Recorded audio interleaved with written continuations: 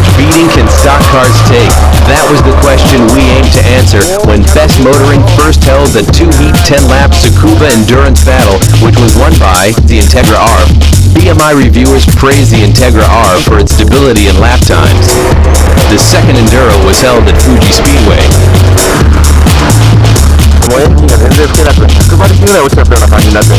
For that race, the Lancer Evolution 5 came out with the win. In 1999, the stage was returned to Tsukuba, and the battle was modified to a continuous 20-lap race.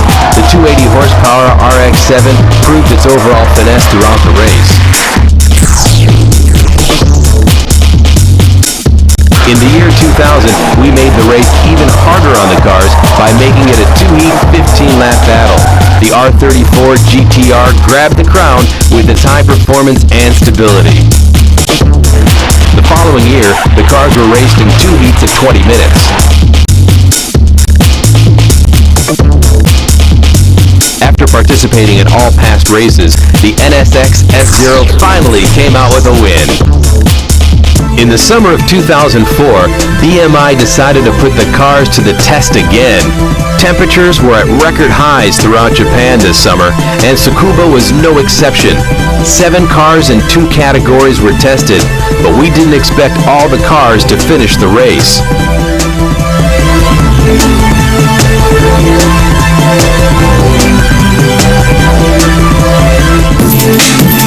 The prestigious Le Mans 24-hour race has an 81-year-old history.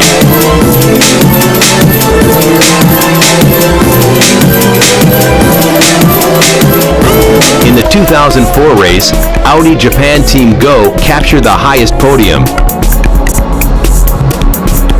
The team was destined to win when they gathered the top endurance racing drivers, Christensen, Capello, and Segiara.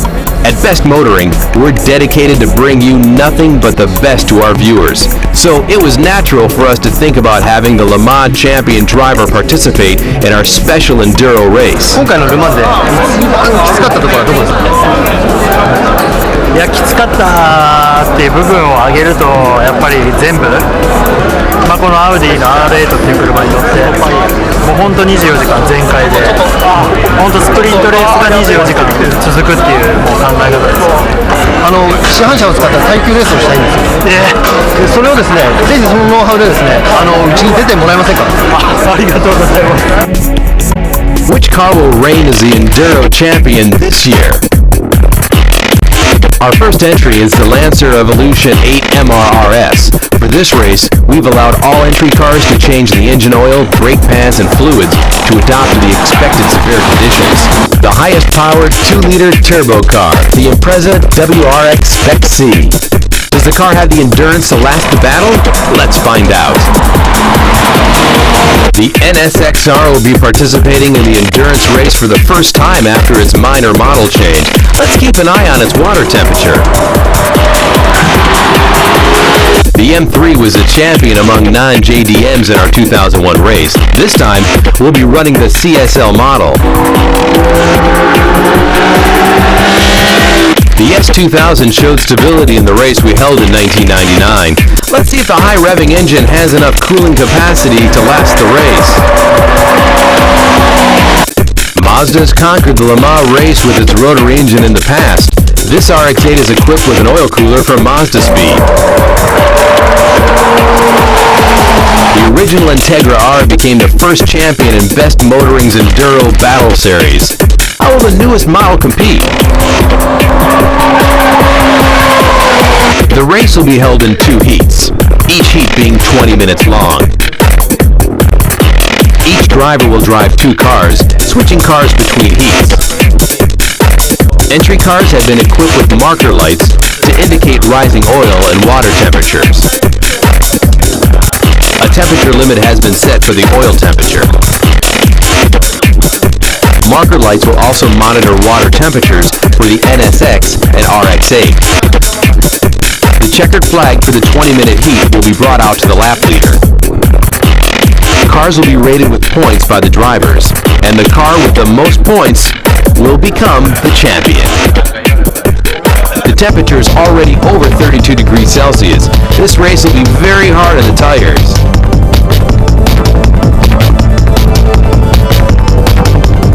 we've incorporated a standard starting grid, cars with faster time attack times in front. For this race, we're using a temperature monitoring system from DEFI, which enables accurate real-time temperature readings.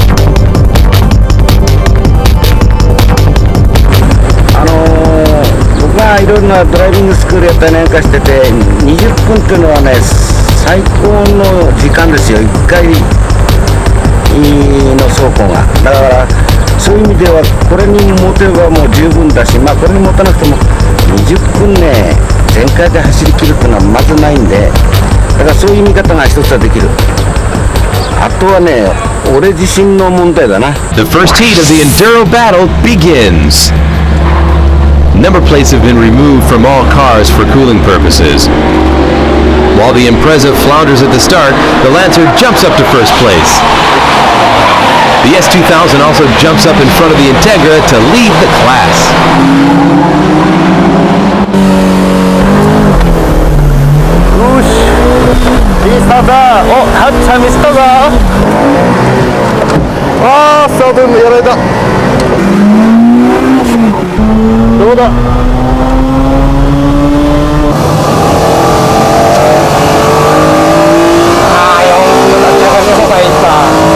How's the FR-M3 CSL doing? This is going to be a long 20 minutes battle. Takuya's following the Impreza pretty closely. Wouldn't that affect the cooling? スタートでやられてしまいました。なんかスタートいつも失速しちゃうんだよな。あんまりスリップにも入りたくないなってな。 Yep, the key to winning here is maximizing the cooling capability of each car. But these guys are already going flat out. No, Hattori's smarter than that.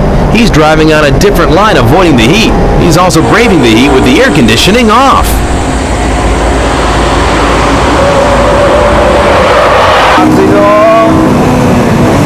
How's the Le Mans champion Ara doing in the RX-8?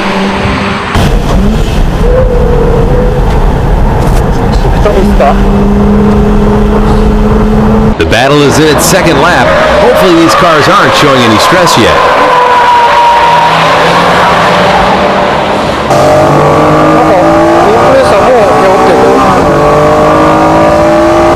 How are you doing at the top, Kinoshita? ちょっと丁寧なドライブにしようかな。耐久だからね、今回はね。あんまり無理してると後半きつくなるからね。エンジンもタイヤも少し瞬発力というより温存するような走りでいこうかな。 RX-8's water temperature is already at 105 degrees Celsius. ちょっとオーバーステアが強いのかな、ブレーキングで。ギア軽くなった時にちょっと難しいですね。車内の温度はもう50度です、50度。 Yep, we've equipped all cars with in-car thermometers.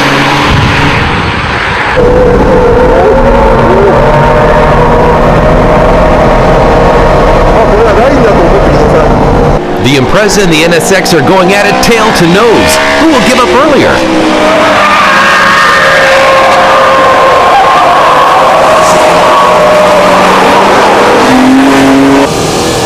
Whoa, the water temperature is over 110 degrees Celsius.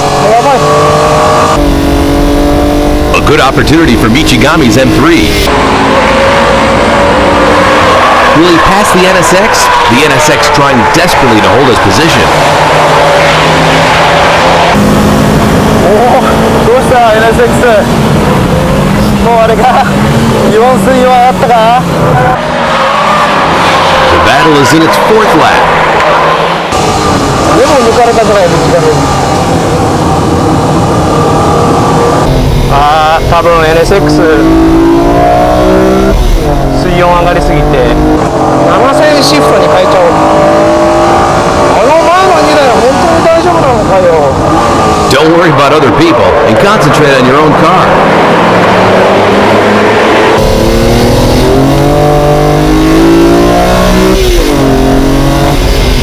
やべえ、ランプついちゃった。 Although the outside temperatures were a bit lower. The M3's oil temperature only rose to about 111 degrees Celsius in the 2001 endurance race. Perhaps the higher power output of the CSL is the reason for this rapid rise in oil temperature. 100度、120度。これはでも大丈夫でしょ。あとはタイヤだね。タイヤをうまく使っていけばエンジン関係は大丈夫そうだよ。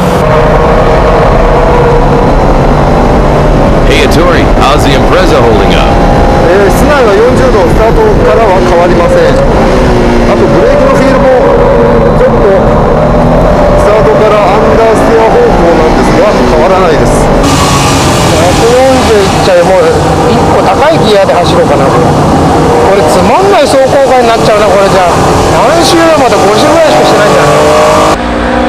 250 horsepower class is still led by the S2000. Perhaps we should have hooked up monitors on Gonsan rather than the car, but he's tracing a very neat driving line out there.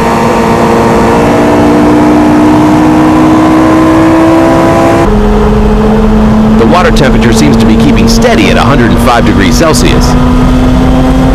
15分。あと15分。なんで聞こえてる人とは思えへん。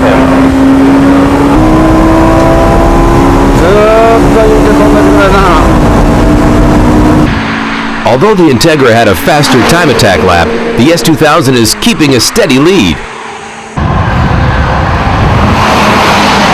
Our usual BMI battles would be over on this lap, but this is just a third of the way through today's race. Any changes with your cars, boys? タイヤが少し来たぞ。あんまりハードにプッシュするとタイヤやられるな。 The water temperature on the Impreza is getting pretty high. It'll be up to Tori's skills to keep the car in the race. How's the CSL doing? もうちょっと上げれるかな。今135だから。よいしょ。NSX は抜きたい。ちょっとプッシュして抜きたい気もするけど。 あそこに追いつくまでにまたエネルギー使っちゃうかな。 The mod champion combo Seijiara and the rotary powered RX-8. How are they doing? ブレーキは大丈夫だけどタイヤも厳しいな結構。ああ水温107度。量も上がんないですねこれね。すごい安定してます。 10 minutes has passed in the race. 半分だね。10分だよ。いやーまだ半分かよ。もういいんじゃないかな編集長。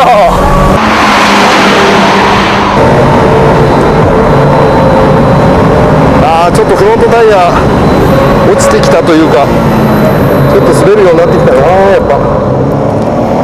The two normally aspirated cars are still struggling with rising oil temperatures.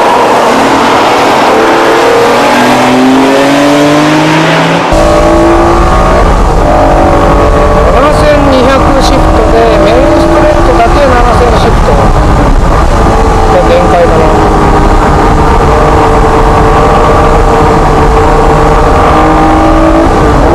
メインストレートこれ最終コーナーの横地で水がよれるから水温上がるんだろうな。 The temperature monitor on the M3 seems to be having technical problems. Sorry, Michigami-san. The only front-wheel drive in the race, the Integra R. How's it running, Tanaka-san?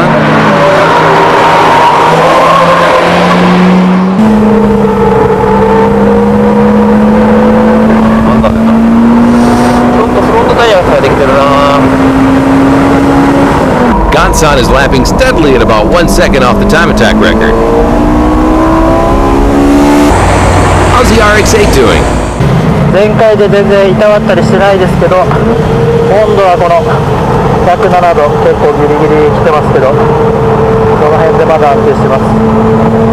The race leader Lancer Evolution 8 is in its 11th lap, still going strong. よいしょー。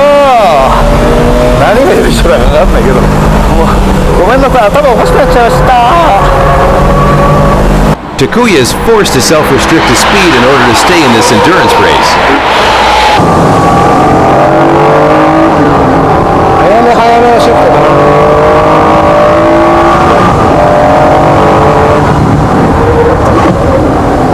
ブレーキが来てるからブレーキで攻めてタイム上げないと。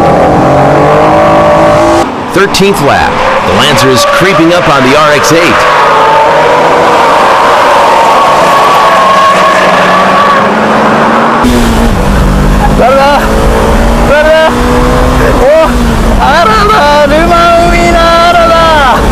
These two cars are being evaluated in different categories. Their lap times are about 5 seconds apart. Lap 14 and 5 minutes to go. でもあれだな、パトライトはこれ全然関係ないな、この車に。その辺はすごい安定してるし、いい車だな。Michigami on the move, inching up behind the NSX. Will the M3 pass the NSX?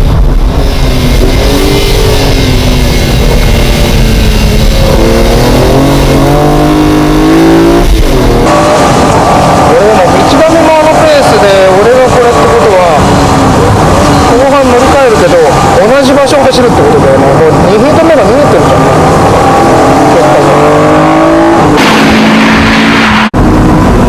ちょっと回転抑えるトラックだな。300、400ぐらい抑えても違うよ。それより S2000 すごく乗りやすくなったよ。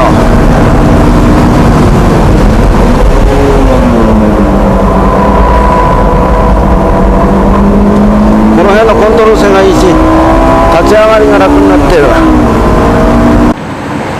Only 3 minutes to go. Can the M3 overtake the NSX? Either way, I don't think following the NSX right behind is a good move in terms of inviting in cool air from the front. It should be interesting to see the outcome of this NA battle between the NSX and the M3. The NSX continuing to run by self-restricting the RPM.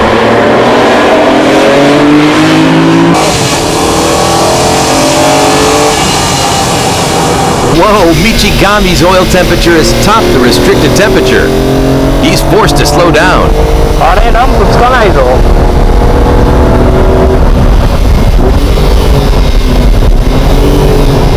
やっべえ、NSX にずっとついて140になってた。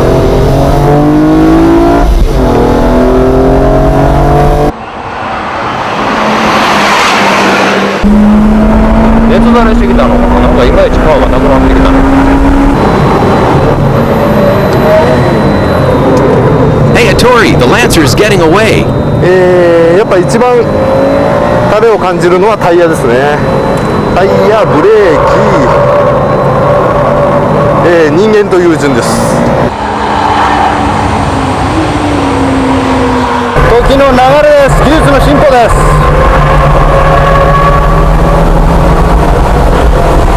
やったー！ In the 280 horsepower class, the two NA machines seem to have suffered from the smaller capacity oil coolers compared to their competitors, Lancer and the Impreza. In the 250 horsepower class, the S2000 timed within 1 second of its time attack time for 16 out of a total 17 laps. Both the car and Gansan showed incredible stability.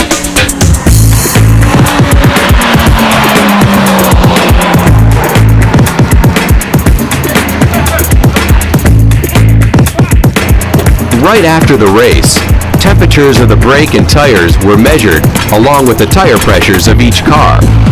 All cars started the race with 0.2 psi less than the recommended tire pressure. Tire temperatures were taken from the outermost tread of the tires. The data should show an interesting difference between various drivetrain layouts.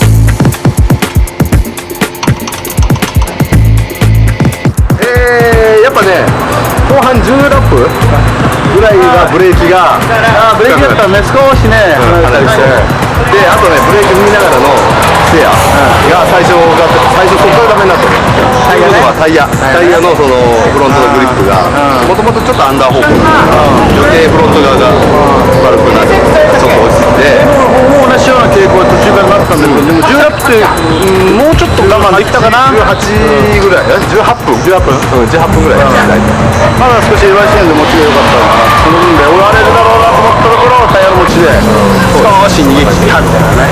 7000シフトでタイプ R 乗るとかったるいですよね。普通のセダンみたいで、こんなにゆっくり NSX 乗る機会がないけど、まあでもバランスは崩れないんだけど、回転を抑えて走るじゃん、まあそれなりに膨らんでっちゃうんだよね。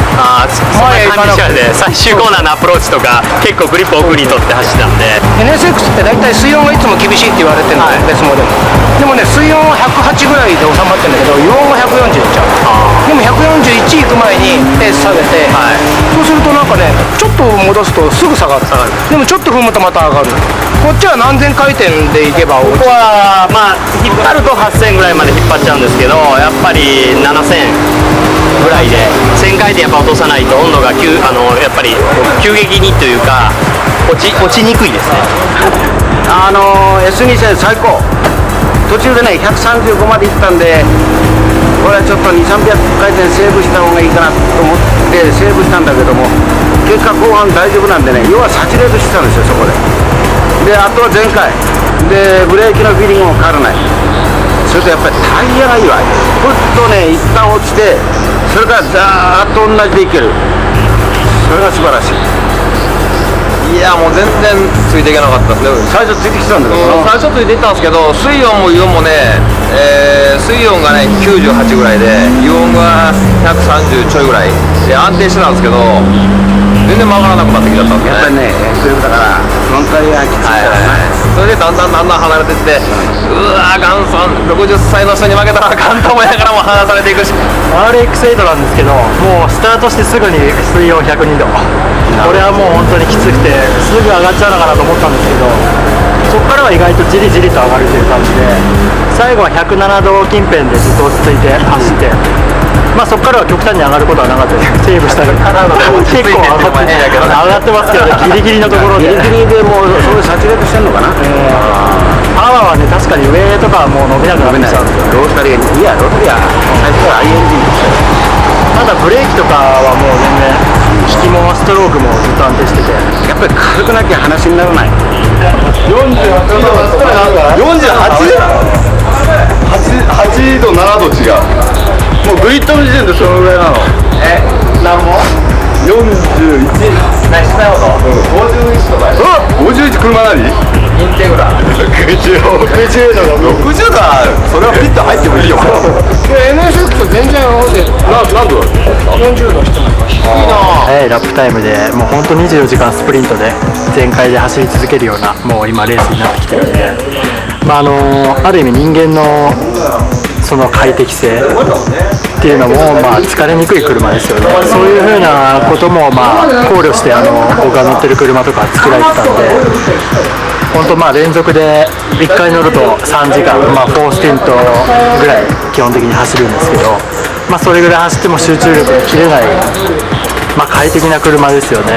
Besides Le Mans, there are various endurance races in the world, such as the Nürburgring 24-hour race or the Super Taikyu Series race in Japan held in Takachi.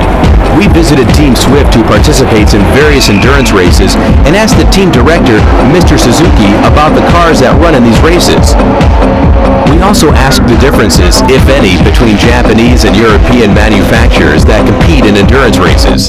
基本的にまず重量は全然軽くなってる。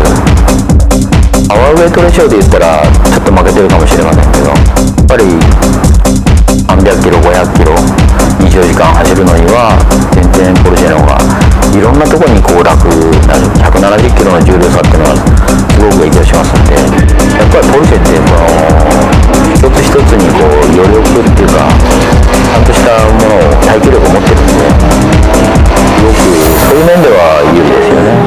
だから GTR の場合はあくまでも生産者を純正部品を以外は使えないっていう規則もありますから、そういう制約の中で考えると全然クラスが違うぐらい差があると思うんですよ。ポルシェってね、なんかすごく一個一個の部分に、耐久時間っていうのを指定されてるんで、まあ、例えばドライブシャフトなんかは30時間た通りにすればまず間違いなくレースも走れるし、去年24時間レースやっても何のトラブルもないし。 At Best Motoring, we hope the day will come in the near future when a Japanese auto manufacturer could produce a car that can really equal or surpass the craftsmanship quality of the Porsche. For the second heat, we decided to put the license plates back on, making the cars compete in a condition close to a daily street use situation. Results from the first heat shall reflect the starting grid position for the second race. Drivers will switch cars between the same classes. Let's see how much the cars have recovered in the 30 minutes between the two heats. And the second heat is underway. The air pressure of the tires had been left untouched since the first heat. The RX-8 passes the Integra to take second position in its class. Let's see the replay.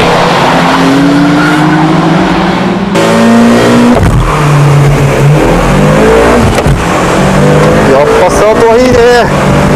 スタートエボが早いね。なんか吹けないぞこれ。最初からあんまり回転上げない方がいいのかな、7000ぐらいで。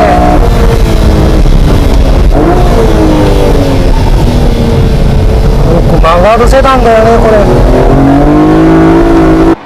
The top four cars look exactly like the first heat. おい、S2 線についてってるじゃん。今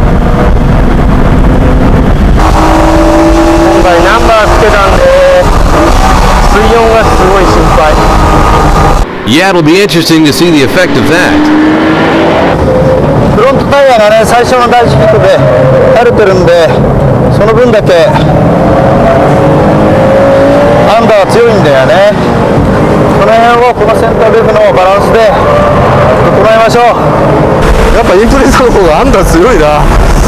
タイヤの角度見てるとね、切ってる。 Whoa, the water temperature is already at 110 degrees Celsius. ダメ、それランプついちゃった。お、NSX もう辛いの。 Only 2 laps through and the marker is on. Did the license plate have an effect? Hey, the marker turned off. The RX-8, which is being chased down by the Integra, also has the marker on.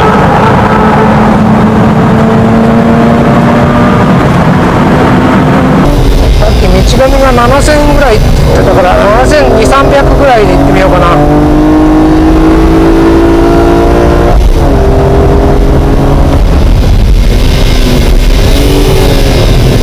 もう140いっちゃったよ。やっぱ7000か、7000シフトか。 How's the RX-8 doing? お、なんか遅くなったぞ。 The Integra jumps into the inside. Will Gonsan retaliate?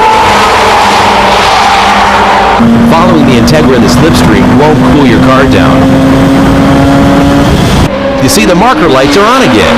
License plates that block the radiator are definitely a disadvantage. この辺のハンドリングすごいですね。若干やっぱり熱でフロントは入りにくくはなってくるんですけど、ああダメだ、ハードブレーキングターンインは弱い。いや、すごいのはね、水温が低い。これはすごい。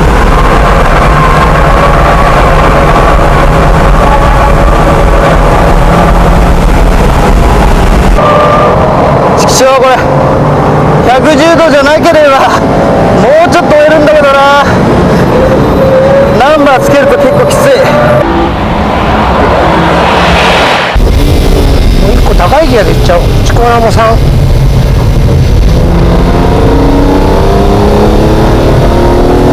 それの方が速そうだな、ラップタイム。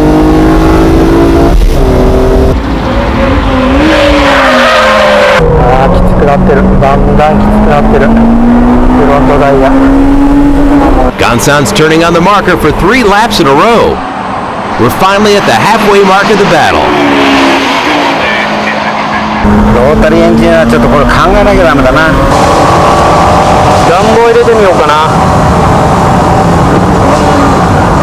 暑いけど嫌だな。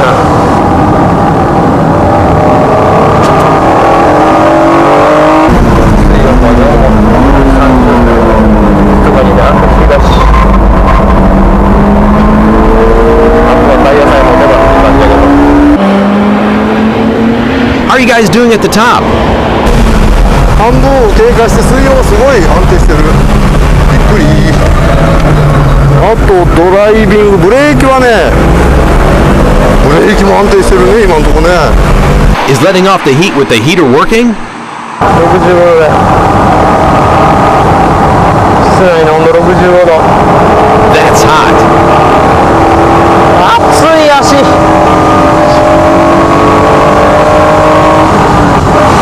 The RX-8 is about to be lapped by the race leader.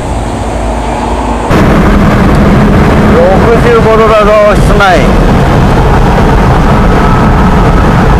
65度ってサウナじゃないか、完全な。 The control tower waves a blue flag to the RX-8. ブルーフラッグだって。バカ野郎、俺にブルーフラッグ振るやついるのかよ。そんな現役時代だって見たことねえよ、まあ、そんなの。Please don't get too upset. The NSX having a tough time improving its lap time. 冷却さえちゃんとしてればもうちょっと速いペースで走れるのに、ちょっと回転上げちゃうとすぐだ。 5 minutes to go in this battle. 結構ねブレーキ攻めてるんですけどね、 ABS なんかも入るぐらい攻めてるんだけど、もうほとんど変わんないから、今回のね状況だとほんまに走行会なんかでね全開で楽しめるから。 Lap 18. The Evo catches up with the Integra R. でかい。早いなやっぱり。でもやっぱブレーキのポイントとかこっちの方が奥まで行けるし、軽さを生かした走りをするとすごい楽しい、こっちの方が。水温は下がってくれない。もうね、立ち上がりで羽組にシフトしてると137、8ぐらいで安定してる。暑いわ。105度水温、気温129度、大丈夫です。安全です。フロントにナンバーをつけても水温は低い。さすが。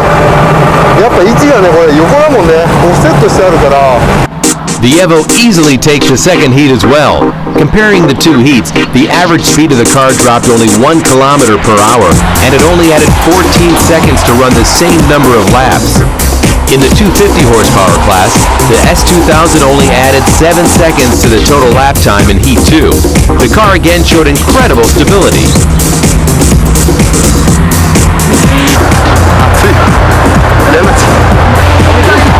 暖房入れたらもうメーター温度メーター70度振り切っちゃってるんですよ。70度？ただもう暖房入れたら暑いだけでかなりいっちゃってますね。もうね嫌だ。まあ1ヒート目に乗った RX-8 よりはちょっと楽だったかな。実際汗もね今見てもらっても分かると思うんですけど、さっきはいっぱいかいたけど今回出ないんでやっぱだいぶ違いましたね。とりあえずああいう車でやりたいですね。久しぶりに3年ぶりでこの企画やりましたけども、びっくりしたのは3年の間にね、もちろん車も速くなってますけども、速さだけじゃなくて、全体的にどれこれで言うわけじゃありませんけども、ブレーキあるいは性能変化、その辺がすごく少ないんでね、その辺僕も改めて、感心しました。S2000 はとにかく一番思ったのが涼しかったです。中が、それと車なんですけども、僕は最初から最後までもう何も考えずに全開で行きましたね。それで持ったんだ。それで持ちましたね。初めて一番過酷なものにいきなり出演してどうだった？結構全開で走ってもこう20分間、走り切れちゃうっていうのはすごくびっくりしました。多分一番辛かったのって運転ドライバーじゃないですか。いや俺もね半分ね、いやこれ救急車呼んどかなきゃいけないかなと思ったんだけども、ただ僕と荒君が担当した8がな、すごく暑かったです。室内がなんであんなに暑いのかなと思うほど。でもやっぱり自動車メーカーのみんながね、多分これを見てね、やっぱりラ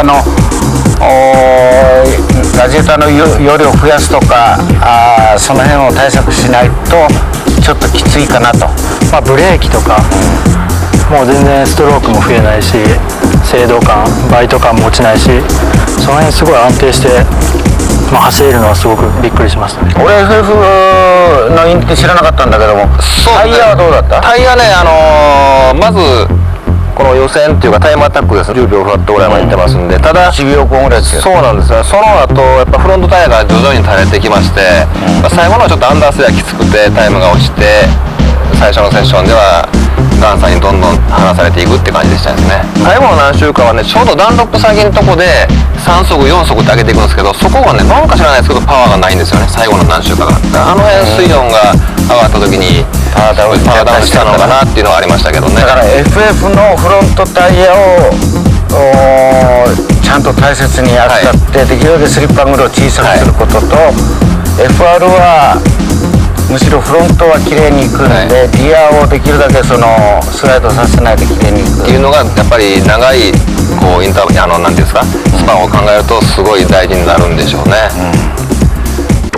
このね4台で比べれば今までは、こっちが NA、こっちがまあ 2リッターのターボ、今までの流れで言えばその2リッターでねターボでねものすごい無理やりパワーを出してるんだから熱に弱いんではないかという予想があったんですが、実際は逆転。そうなんだよね。これはちょっと不思議1ヒート目の序盤にまあ行かれちゃうだろうなと4組スタートでね、でもすぐ熱量が大きくてカロリーも大きそうだし、タービンだインタークーラーってついてるし、まあ NSX がぼちぼち行くのかなと思ったら離されるわ、NSX は落とさないといけないわ、ちょっと 2,3 年前じゃ考えられない光景だよね。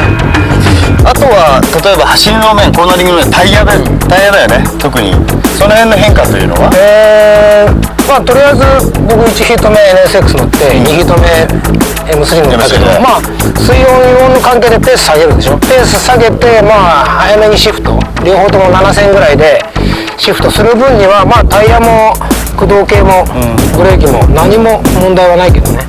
こっちはね、正直エンジンに関してはもう全然水温も低いし油温も大丈夫、全然余裕だから言ってんですけど、ちょっとタイヤを見てもらえばちょっとわかるんですが、タイヤは見せない方がいいんじゃないかな。見せたくはないんだけど、これダートラでもやってきたのかでインプレッサーと比べてもらっても分かるように、ちょっとね後ろももちろんねこのインプレッサーも、でもインプレッサーも来てるね。アンダーが強いんで、やっぱりこの左側のねフロントの角を落としてしまうという。これね、まるっきり新品からスタートして、20分2セット、40分でこうなっちゃったわけですからね。でももうこれ正直使えないじゃないですか、こんな顔してたらね。このマスの中に2リッターでこれだけパワーを上げる、そのエネルギーを冷やせるってのがまたすごいね。大したもんだね。いやそれはね本当びっくりしましたね。ほとんども言うけどね、速いけれども耐久力がないという今までのね流れだったのに、もうこの2台に関しては速いし耐久性もあると。まあ細かいところで言えば、こちらは、タイヤのね消耗がないんで、そういう意味での耐久性が高いと思うんですね。その両方をねうまく足して、車を開発してくれると、もっともっといい車ができるんじゃないかというふうに。今度はドライバーがへばっちゃう。そうですね。だけど近い将来さ、ペース下げなくていけるようになっちゃうんだよ。その時にはこのね耐久テストバトルやりませんから。これ最後のバトルですから。クールスーツを全部買ってもらいます。はい。という結果でした。Judging the cars from qualifying times, battle lap times, battle results, and the fuel efficiency, the 2004 BMI Enduro Battle Champion in the under 250 horsepower class goes to the S2000. And in the 280 horsepower class, the Lancer Evo 8 MR becomes the overall winner, clocking the fastest lap times, but also maintaining superb stability throughout the race. 僕は夢の中でボケっと考えてたのをもう現実商品としてね、やってきたというところで、この車だったらそれなりの性能を持ってるし安定性も高いし、スポーツカーの究極みたいなドライビングができると思いますよね。自分のプライベートカーにして果たしてどういう世界がそこに広がるのかなと。だからそういう意味も含めて大きな意味でもう一度自分がここで勉強してみようかなと、初めてカラー GT のコックピットに座ります。まず初めてプッとこう座った感じでね、このシートがね、当然その体にピタッとしているシートだし、特にペダルなんかはすごくドライブしやすいようなポジションに作ってますよね。Even before driving it, Gonsan was already in love with the Carrera GT. Can't wait to see how the car performs. 今回初めてこれをドライブすることになりました。これをスーカーサーキットフルコース全開タイムアタックにはいかないと思いますが、とりあえずこれを走らせられるというのが非常に楽しみで、少しでも映像としていい絵が欲しいなと、そういうのは思ってます。Despite the tense atmosphere of the BMI crew, Gonsan starts off as usual without any hesitation.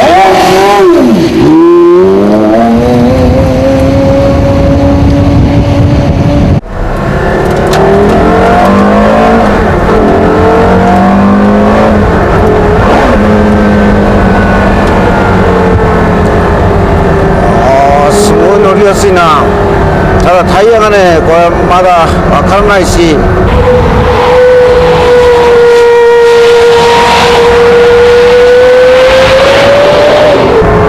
タイヤの運動性がね、もうちょっとね上がればね、3速でちょうどいいと思うんだけども、6速が生きてないな。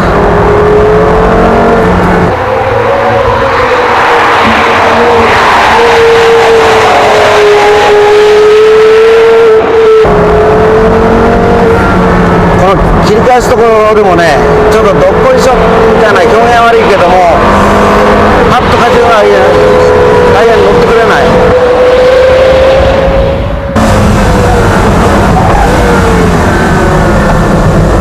ガツンと元気よくアクセル踏んでみたんだけども、すぐ後ろが流れる。トルクはあるけどタイヤのグリップがいかんせん低いな。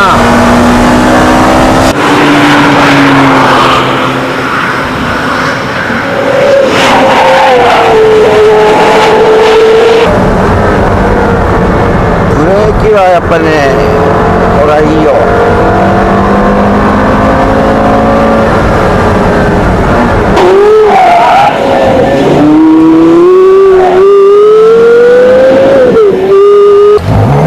初めて一周パッと軽く流した感じでは非常におとなしい車だっていう感じがしました。 Now that the driver and the car have warmed up, Gonsan takes it out for another few laps.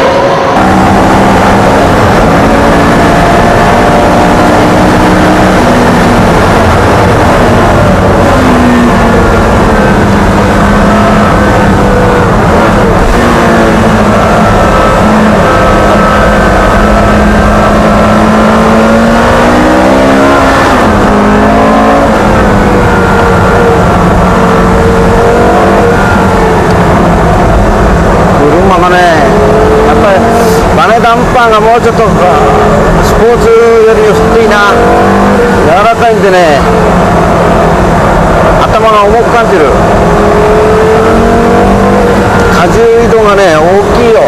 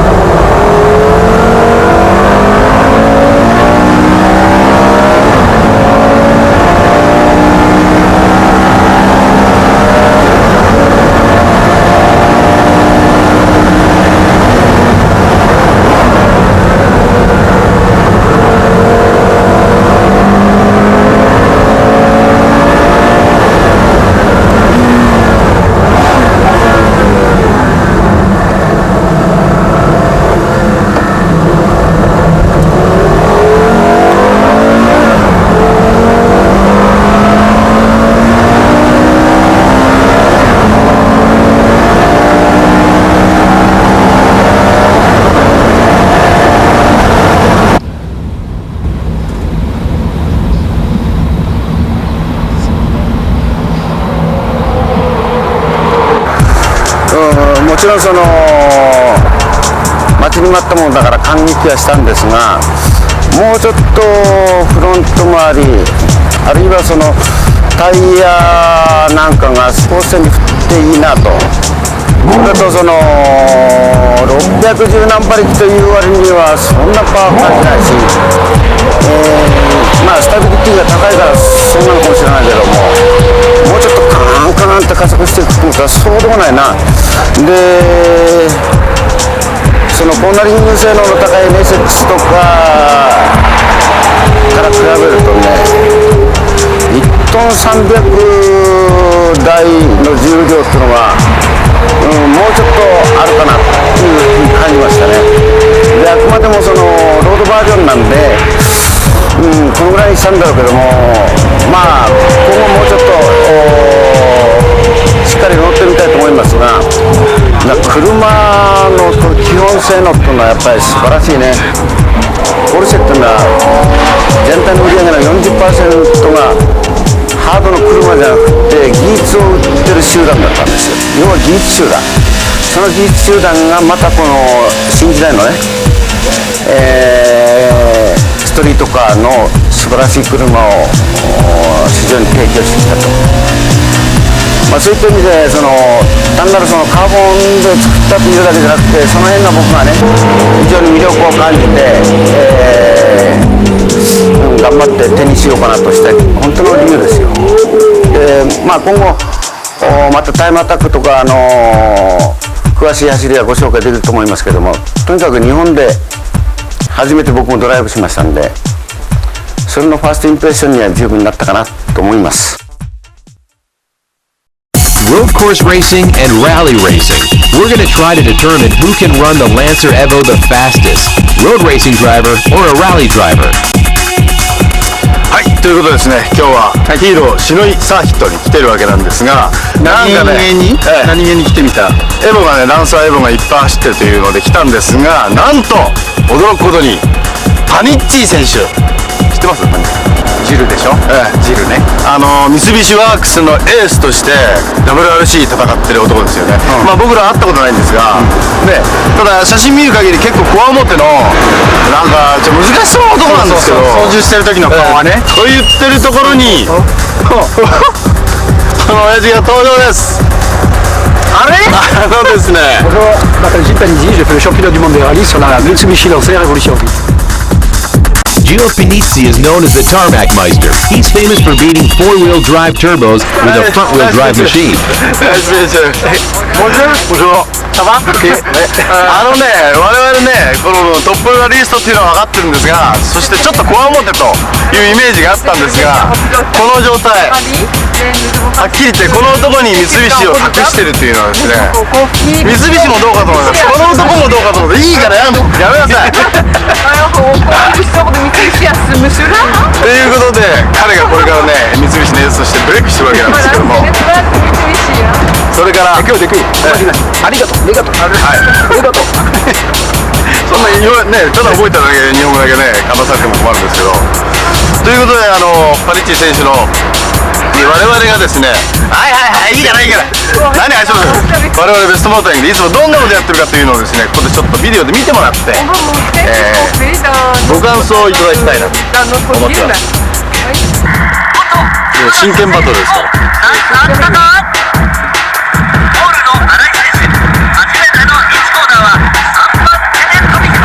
よくぶつかるんですよ。ぶつける人がいるんです。今日はいません。Les pilotes ont l'air de beaucoup s'amuser. 遊んでるって感じがありますよね。いや真剣で遊んでない、真剣なの。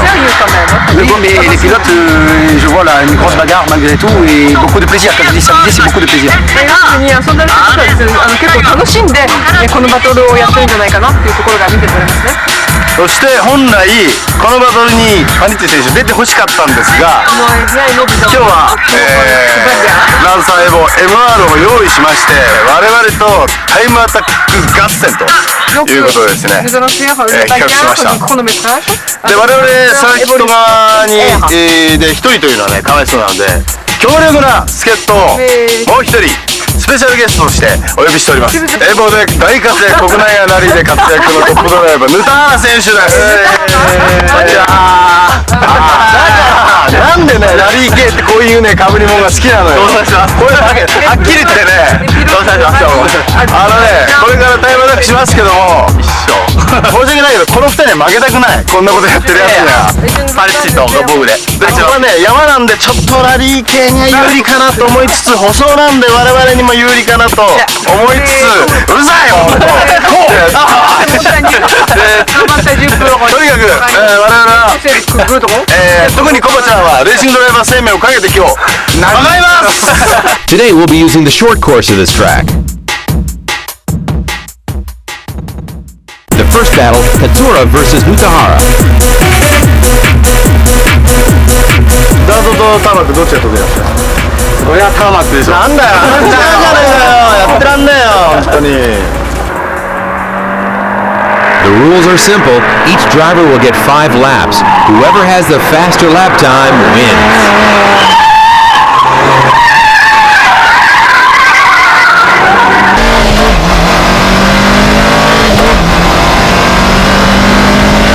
ブレーキね、ブレーキ前もいないよね、あれ4入ってるもん。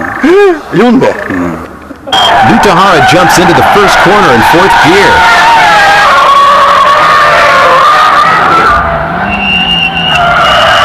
Check out how he's shifting the car's weight around. He's using his left foot for braking in tight corners.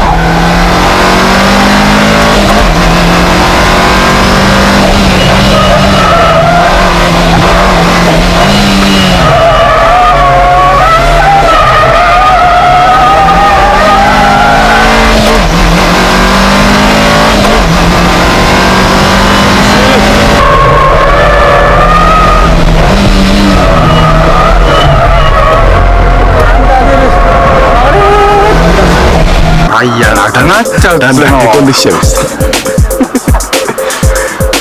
俺2番手でしょ、金ちゃん4番手、もう右前ないよ。でまたね、レーシングドライバー生命かけるなんて言っちゃいましたからね。いや、俺言ってない、あんたが言ったら勝手に言っちゃいましたね。言わなきゃよかったですね。 Last lap, will he come out with the best time?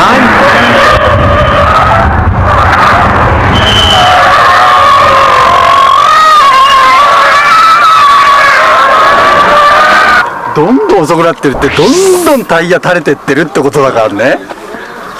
しかも生走りされちゃうとね、もうちょっとね、頭使ってほしいですよね。ただ踏みゃいいってもんじゃないんですよ。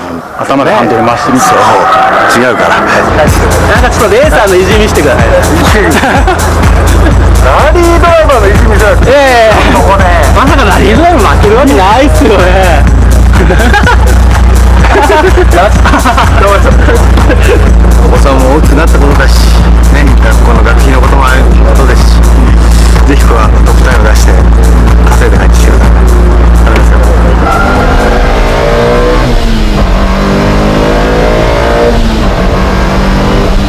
横向きすぎちゃった。 Since this is also Katsura's first time on the track, his strategy is to drive all 5 laps with different lines and hope for the best.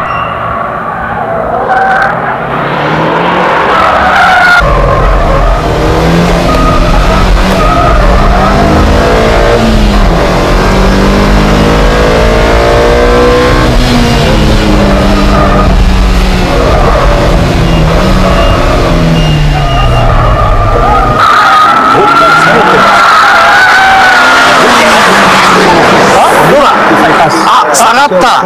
痛いよ。まずい。まずい。悪くなった。コンマ4、5悪くなった。ダメだ。学習機能がない。コバちゃん、終わった。Okay, Katsura, you've only got 2 more laps to go.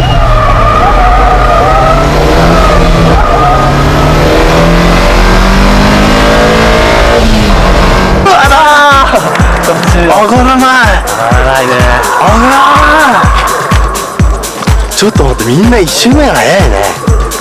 てか1周目に出さなきゃダメなの？知らないのにこのコース。ねえ、どどういうことなんだよこの企画大体俺を落とそうって企画じゃないだろうな。こいつですよこんなくったら企画、俺をね落とすための企画考えたら。リーダー交代ですか俺に。次からか。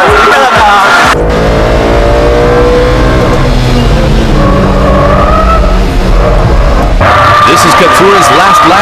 Will he be able to prove his worth? どうだ。やった。勝ちました。勝ちました。すごいですね。よかった。何が落としたってコバちゃんもレース生命かけてましたから、これで少し彼のね生活が長引いたということですね。それが何より嬉しいです。はい。いや素晴らしいですね。いやなんで出たんだろう。情けないでしょ。なんで出たか分かってない。The next contest is between Venezia the Tarmac Meister and Kinoshita.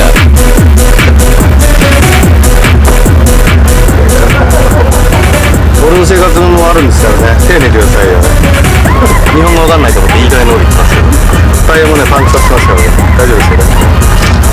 そうパンクさせるし手抜いてね、いい加減にしてくれよな。冗談じゃないぞ。Venezia is taking it easy on the first lap. Wonder what his strategy is with the entire 5 laps.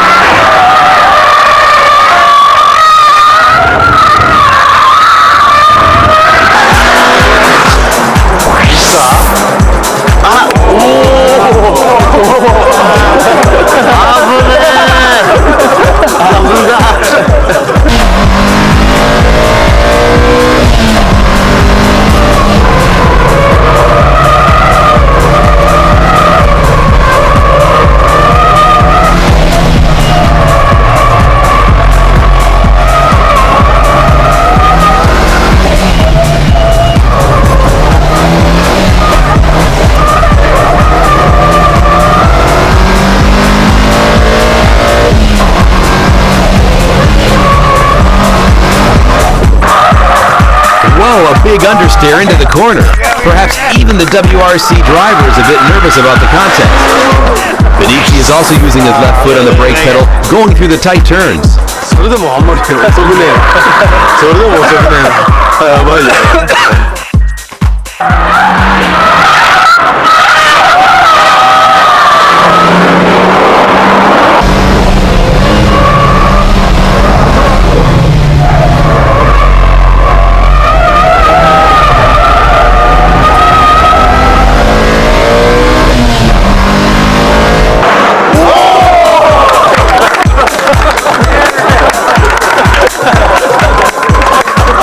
気がついたらこんな人がいるじゃないかよ。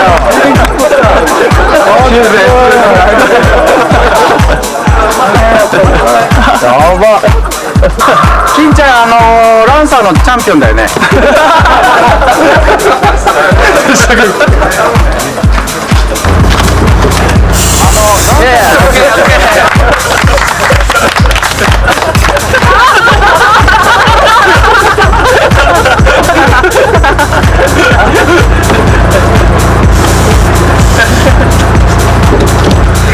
ジャッジしてくれんだろうな。聞いてないです。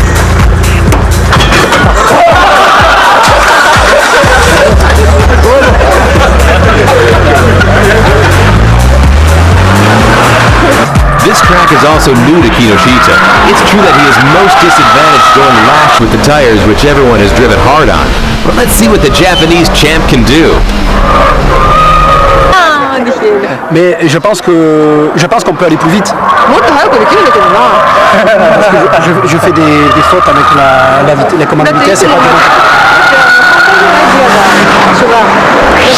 間違ってるんだよ。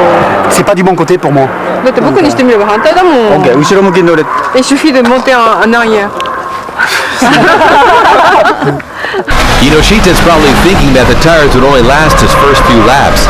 He's dead serious on this time attack.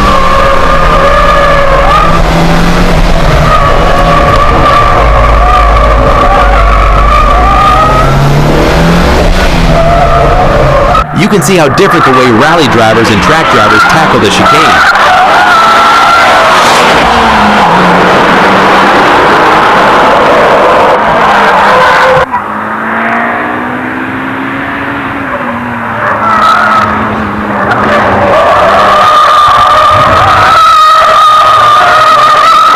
did he do? Kinoshita marks the exact same time as Panizzi. He still has another lap to go.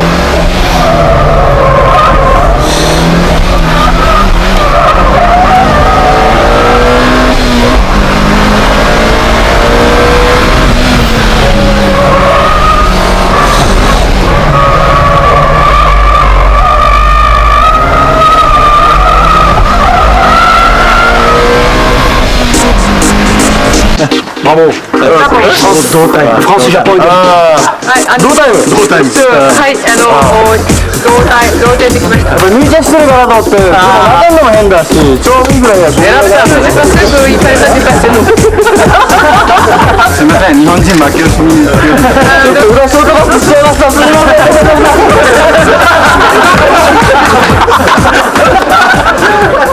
ん。There's no doubt that Ferrari has always reigned as the ultimate road-going sports car that was capable of incredible speeds when unleashed on the tracks. However, recently, the Lamborghini Gallardo has consecutively pulverized the Ferrari Modena when Best Motoring took the cars to Tsukuba and Motegi. Even the Porsche Turbo could not keep up with the newest arsenal from Lamborghini, but the Gallardo wasn't going to have problems finding worthy competitors. The Ferrari challenged Stradale. Once again, Best Motoring brings you the super sports cars from Italy, Germany, and Japan to test them out at the Yatabe High-Speed Testing Grounds.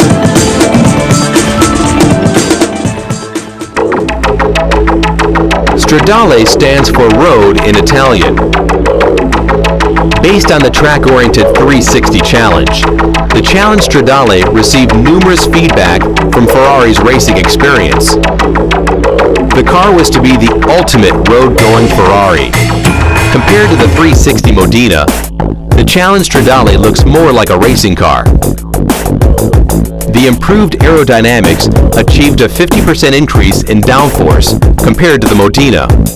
The engineers focused on creating an aerodynamic design, not just for top speed, but to achieve the highest level of cornering performance.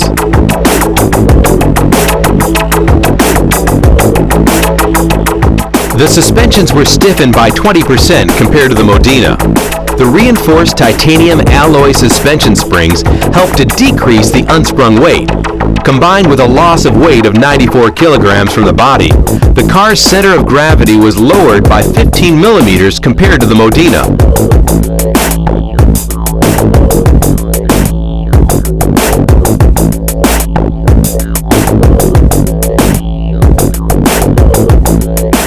The 19-inch custom-made aluminum wheels comes with circuit-spec Pirelli P0 Corsa tires. Inside the wheels, custom Brembo aluminum brake calipers were fitted, a direct feedback from F1. Along with carbon ceramic brake discs, the Stradale's stopping power was increased by 15%. The output of 420 horsepower was the most powerful normally aspirated V8 engine in Ferrari's history. With a total loss of weight of 110 kilograms, the power-to-weight ratio was 2.8.